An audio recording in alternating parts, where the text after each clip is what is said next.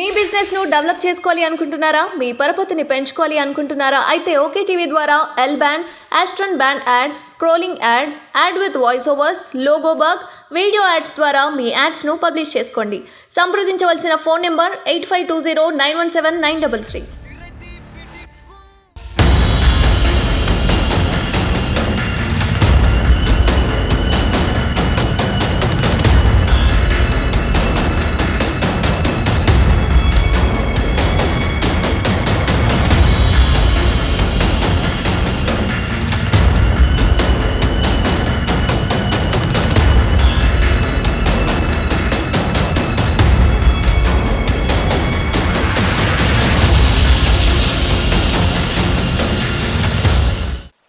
Welcome to OK TV.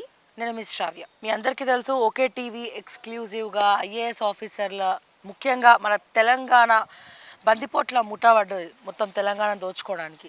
So కంటిన్యూస్గా మొన్న Somesh కుమార్ది, Rajat కుమార్ది and అట్లనే ఇప్పుడు ఇంకొక ఎపిసోడ్ చేయబోతున్నాం. నవీన్ మిట్టల్ ఐఏఎస్ ఎక్కడైతే భూముల్ని కొనుగోలు చేసిండో అమీన్పూర్ అనే ప్రాంతంలో, కోర్స్ కేవలం ఇది ఒక మీ ముందుకు తీసుకొస్తున్నాం, బట్ ఆయనకి తెలంగాణ వ్యాప్తంగా ఉన్నాయి, సుమారు 5,000 ఎకరాల పైననే ఉన్నాయని చెప్పి కూడా మాకు తెలుస్తూ ఉంది మొత్తం ఎంక్వైరీలో.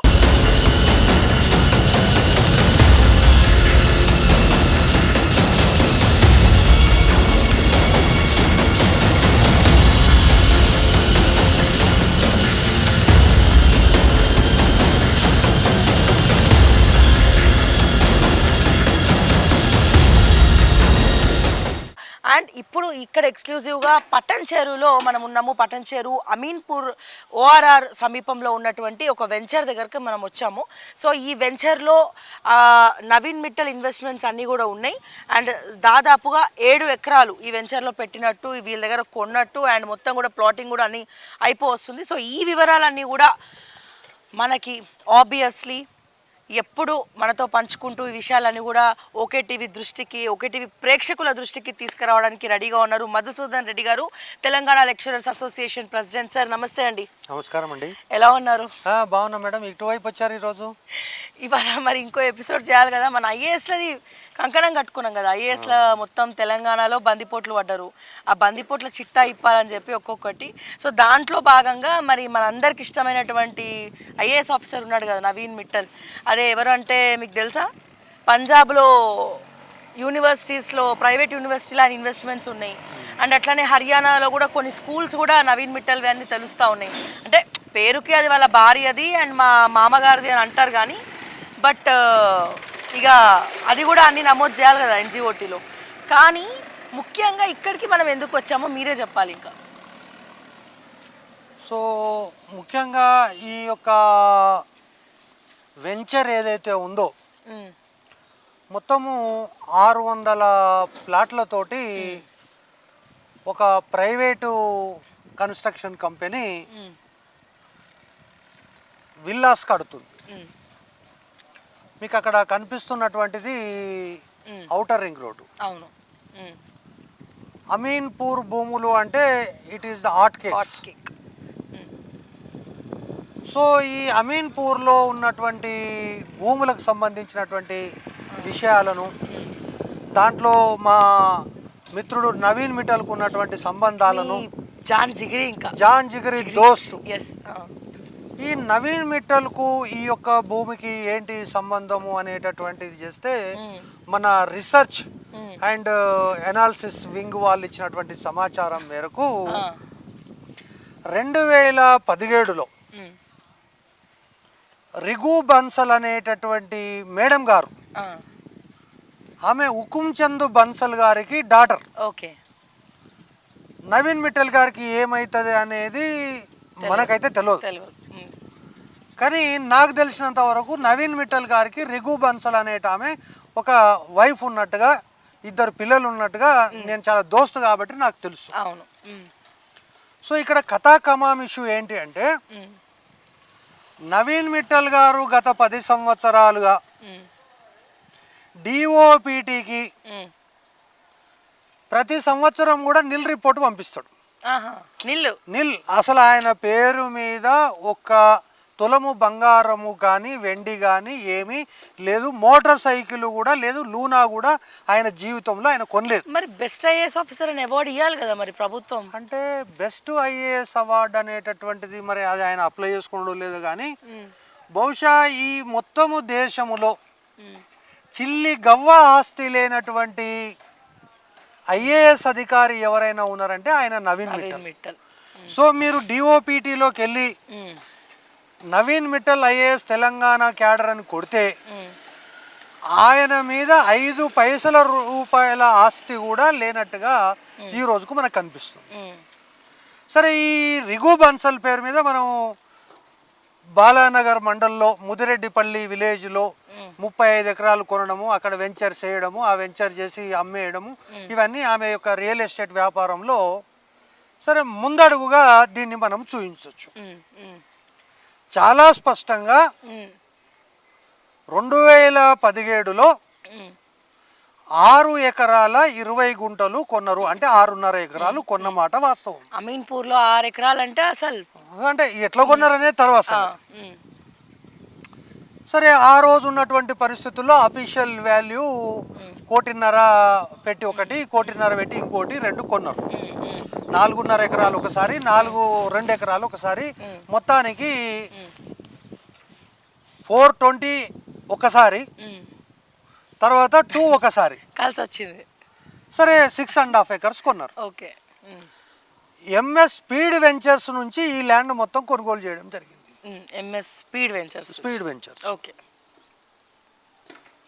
ఆ స్పీడ్ వెంచర్స్ తోటి కొన్న తర్వాత ఇప్పుడు అమీన్పూర్లో ఉన్నటువంటి యొక్క భూముల వాల్యూ కనుక, అంటే ఆయన 6.5 ఎకరాల భూమి వాల్యూ కనుక చూస్తే ఇది 15 నుంచి 20 కోట్ల రూపాయలకు సంబంధించినటువంటి ఒక ప్రాపర్టీ. అంటే 15 నుంచి 20 కోట్లు ఎకరం పలికేటటువంటి ప్రాపర్టీ. అంటే 15 కోట్లు అంటే సాయంత్రానికి అయిపోతుంది. 20 కోట్లు అయితే 2-3 రోజులు అయిపోతుంది. సో 20 కోట్లు ఇంటూ 6.5 అంటే తర్వాత మనోడు కొంచెం యాక్టివ్గా మార్కెటింగ్ అదంతా చేసి పంజాబులకు వాళ్ళకు వీళ్ళకి అమ్మితే దాదాపు ఇది 6×12 అంటే 120 కోట్ల రూపాయల ప్రాపర్టీ. అవును. మరి 120 కోట్లు జర చూపించు బాబా అదంతా కూడా ఒక్కసారి. ఎక్స్క్లూజివ్గా ఓకే టీవీ చూడండి. ఓకే టీవీలో అక్కడ ప్రత్యక్ష ప్రసారము ఎక్స్క్లూజివ్గా మీకు ఈ 120 కోట్ల ప్రాపర్టీ ఎవరిదైతే నవీన్ మిట్టల్ ఐఏఎస్ వాళ్ళ వైఫ్ రిఘు బన్సల్ పేరు మీద ఉన్నటువంటి ఈ 120 కోట్ల ప్రాపర్టీ మీరు ఒకసారి చూస్తున్నారు. ఇది స్పీడ్ వెంచర్స్ అనమాట. చాలా స్పీడ్గా దూసుకుపోతుంది. ఆల్రెడీ వర్క్ కూడా చేస్తూ ఉన్నారు, అక్కడ మీకు కనబడుతుంది అనుకుంటా. మొత్తం కూడా ప్లాటింగ్ చేస్తున్నారు. అండ్ ఓఆర్ఆర్కి సమీపంలో జస్ట్ ఇట్లా ఓఆర్ఆర్ దిగగానే ఈ వెంచరే వస్తుంది ఇక స్టార్టింగ్లో. ఎస్, మళ్ళీ ఇటు. సో ఇప్పుడు ఆ స్పీడ్ వెంచర్స్ వాళ్ళు ఈయన ఇద్దరు కలిసి ఒక డెవలపర్కు దీన్ని డెవలప్మెంట్కి ఇచ్చారు. మొత్తం ఇప్పుడు ఉన్నటువంటి ప్లాట్లు 600. 600లో ఈ స్కీమ్ ఏంటంటే డెవలప్మెంట్ అగ్రిమెంట్ కూడా మేడం గారి దగ్గర ఉండి చేశారు. ఈ డెవలప్మెంట్ అగ్రిమెంట్ వీటన్నిటి ప్రకారం ఇప్పుడు మనము అక్కడ వాళ్ళని కలిసినప్పుడు వాళ్ళు చెప్తున్నది ఏంటంటే సరే ఈ 50 ఎకరాలలో 6 ఎకరాలు మనది, అంటే మన అన్నది నవీన్ మిట్టల్ది. సో ఈ నవీన్ మిట్టల్ అలియాస్ పిట్టల్ 6.5 ఎకరాలు కొన్నాడు.